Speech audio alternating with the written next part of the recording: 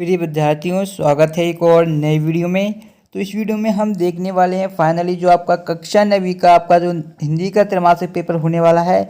अब आपके पास टाइम बिल्कुल भी नहीं बचा है, मात्र 2 घंटे बाद आपका पेपर शुरू होने वाला है। ठीक है, तो यदि अब मैं आपको क्या है क्वेश्चन बताऊंगा जो आपके 2 अंक के क्वेश्चन है, 3 अंक के क्वेश्चन है, तो वो आप बिल्कुल भी याद नहीं कर पाएंगे। ठीक है, वो क्वेश्चन मैंने पिछली वीडियो में बता दिया पार्ट 1 में और पार्ट 2 में। यदि आपने वो वीडियो नहीं देखी है तो अब बिल्कुल भी टाइम बचा भी नहीं है, लेकिन इस वीडियो को जरूर पूरा एंड तक देखिएगा, क्योंकि इस वीडियो में मैं आपको ऑब्जेक्टिव क्वेश्चन बताने जा रहा हूँ जो आपके सभी सेटों के जो आपके ऑब्जेक्टिव क्वेश्चन आने वाले हैं।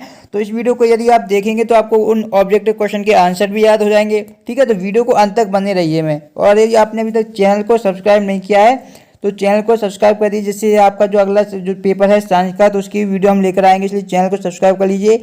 पीडीएफ भी आप डाउनलोड कर पाएंगे, मैं आपको लास्ट में बता दूंगा किस प्रकार से आप पीडीएफ डाउनलोड कर पाएंगे। 75 में से 75 अंक लाएंगे, गारंटी है। यदि वीडियो को आप इसको पूरा देखेंगे, पूरे ऑब्जेक्टिव क्वेश्चन में आपको इस वीडियो में बताऊंगा, चाहे कोई सा भी सेट आपका है, चाहे आपका ए हो या आपका बी हो या अदर कोई भी सेट आता है, तो बिल्कुल आपको परेशानी वाली बात नहीं है। 11 अक्टूबर का जो आपका पेपर होने वाला है, इसमें से इसी प्रकार के ऑब्जेक्टिव क्वेश्चन आएंगे जो मैं आपको बता रहा हूँ। ठीक है, तो टाइम को वेस्ट ना करते, क्योंकि अब आपको पास टाइम बिल्कुल भी नहीं। वीडियो को स्टार्ट करते हैं, चलिए देखते हैं क्वेश्चन कौन कौन से जो आपको याद करने हैं, मैं उनके आंसर भी आपको बताऊंगा। ठीक है, तो देखिए पहला क्वेश्चन आपका दिया गया था जो कि सही विकल्प चुनकर हमें लिखने थे। ठीक है, तो पहला है आपका सुमित्रानंदन पंत का जन्म हुआ था, तो क्या उनका जन्म कोसानी गांव में हुआ था, या केसला गांव में हुआ था, या करौली गांव में हुआ था, या केसली गांव में हुआ था। ये आपको 4 यहाँ पर ऑप्शन दिए गए हैं, तो हमें बताना है सुमित्रानंदन पंत का जन्म कहाँ पर हुआ था।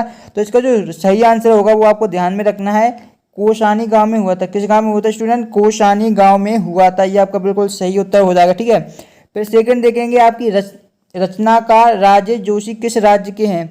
जो रचनाकार राजेश जोशी है, क्या वो उत्तर प्रदेश के हैं, मध्य प्रदेश के हैं, गुजरात के हैं, या महाराष्ट्र के हैं? तो जो स्टूडेंट रचनाकार जो राजेश जोशी हैं वो आपके हैं मध्य प्रदेश के, यानी कि एमपी रीजन के हैं। तो ये आपका आंसर हो जाएगा जो बवाला आपका दिया गया है। ठीक है, अब हम बात करते हैं नेक्स्ट क्वेश्चन की। क्वेश्चन नंबर 3 आपका जो दिया गया है, जल्दी जल्दी मैं आपको सभी क्वेश्चन के आंसर बता देता हूँ और आपको आंसर तुरंत याद कर लेना। ठीक है, हिंदी साहित्य का स्वरयुग माना जाता है, ये बहुत ही फेमस क्वेश्चन है, कई बार आपके एग्जाम में फाइनल में तक पूछा जाता है ये क्वेश्चन। ठीक है, तो बहुत ही महत्वपूर्ण आप समझ सकते हैं। तो भक्ति काल, वीरगाथा काल, रीतिकाल या वर्तमान काल? तो हिंदी साहित्य का जो स्वरयुग है वो आपको भक्ति काल रहता है। इसे क्या कहा जाता है? हिंदी का स्वरयुग कहा जाता है, हिंदी साहित्य का भक्ति काल। ठीक है, तो ये आपका उत्तर हो जाएगा। फिर आपका अगला क्वेश्चन देखेंगे, तो अगला क्वेश्चन आपका दिया गया है कि काव्य के भेद माने गए हैं। ठीक है, ऑप्शन है 2, 3, 4, 5। ये मैंने पार्ट 1 और पार्ट 2 की वीडियो में भी ये क्वेश्चन बताया था, बहुत ही महत्वपूर्ण क्वेश्चन है। तो काव्य के भेद माने गए हैं, 2 भेद माने गए हैं। ये आपका आंसर हो जाएगा, कितने माने गए? 2 भेद। ठीक है, आगे बढ़ते हैं, नेक्स्ट देखते हैं। नेक्स्ट आपका दिया गया था कि वाक्यम रसात्मक काव्यम किसका कथन है? आपके ऑप्शन है, पहला है आचार्य भामय का है, ऑप्शन बाय आपका आचार्य विश्वनाथ का है, ऑप्शन आपका साहब पंडित जगन्नाथ का है, और ऑप्शन आपका दा दिया गया है आचार्य दंडी का है। ठीक है, तो ये आपके 4 ऑप्शन दिए गए, इसमें जो आपका सही उत्तर हो जाएगा वाक्यम रसात्मक काव्यम, ये जो कथन है ये कहा था आचार्य विश्वनाथ ने। तो यानी कि जो बवाला आपका ऑप्शन है ये आपका बिल्कुल सही है, यानी कि राइट आंसर है। अब हम देखते हैं नेक्स्ट क्वेश्चन देखते हैं। ये देखिए 5 क्वेश्चन मैंने आपको बता दिया। आगे देखिए छठा क्वेश्चन आपका दिया गया था कि काव्य की शोभा बढ़ाने वाले तत्व कहलाते हैं। तो जो काव्य की शोभा बढ़ाने वाले तत्व होते हैं, क्या वो रस कहलाते हैं, छंद कहलाते हैं, अलंकार कहलाते हैं, या काव्य गुण कहलाते हैं? ये आपके 4 ऑप्शन दिए गए हैं। तो काव्य की शोभा बढ़ाने वाले तत्व को हम बोलते हैं अलंकार। ये आपको डेफिनेशन भी पूछी जाती है, जब अलंकार की आप डेफिनेशन लिखते हैं तो इस प्रकार लिखते हैं कि काव्य की शोभा बढ़ाने वाले तत्व अलंकार कहलाते हैं। ठीक है, अब देखिए नेक्स्ट देखा एकांकी में उमा की माँ का नाम था। आपके देखिए एकांकी आपकी बुक में है, उसमें हमसे उमा का नाम पूछा गया है। ठीक है, यदि आपने एकांकी पढ़ी होगी तो आपको पता होगा आभा, शोभा, दया और प्रेमा, ये 4 नाम दिए गए हैं। तो 7वें का जो आपका सही उत्तर हो जाएगा वो आपका हो जाएगा प्रेमा। दा वाला ऑप्शन आपका बिल्कुल सही है, प्रेमा। ठीक है, आगे देखिए 8वां, जूरी ने दोनों बैलों को कहाँ भेज दिया? क्या उसने मौसी के घर भेज दिया था, दादी के घर, ससुराल में, या नानी के घर? कहाँ पर भेजा था जूरी ने दोनों बैलों को? तो उसने क्या ससुराल में भेज दिया था। जो दोनों बैल थे उसने दोनों बैलों को कहाँ पर भेजा था? ससुराल में भेज दिया था। तो ये आपका आंसर हो जाएगा। ठीक है, अब देखिए नेक्स्ट दिया गया है आपका कि लेखक कितने साल बाद इसी रास्ते से लौटे थे? जो लेखक एक आपका बुक चैप्टर में है उसमें लेखक थे, तो वो किसी रास्ते से लौटे थे, तो वो कितने साल बाद? 2 साल बाद, 1 साल बाद, 4 साल बाद, या 5 साल बाद लौटे थे? ये हमें बताना। ठीक है, तो इसका जो सही आंसर हो जाएगा वो आपका हो जाएगा 5 साल बाद लौटे थे। कितने साल बाद? 5 साल बाद लौटे थे। ये आपका बिल्कुल सही उत्तर है। फिर देखिए संधि के प्रकार होते हैं 2, 3, 4 या 6। तो संधि के हमसे प्रकार पूछे गए हैं तो संधि 3 प्रकार की होती है, ठीक है। ये आपका आंसर हो जाएगा ऑप्शन नंबर बा। फिर देखिए नेक्स्ट है 11वां क्वेश्चन, समास के प्रकार होते हैं 3, 4, 5 और 6। तो 11वें का जो आपका आंसर हो जाएगा वो आपको हो जाएगा समाज 6 प्रकार के होते हैं, ठीक है। सही प्रकार भी मैंने आपको पिछले वीडियो में बताए थे, ठीक है।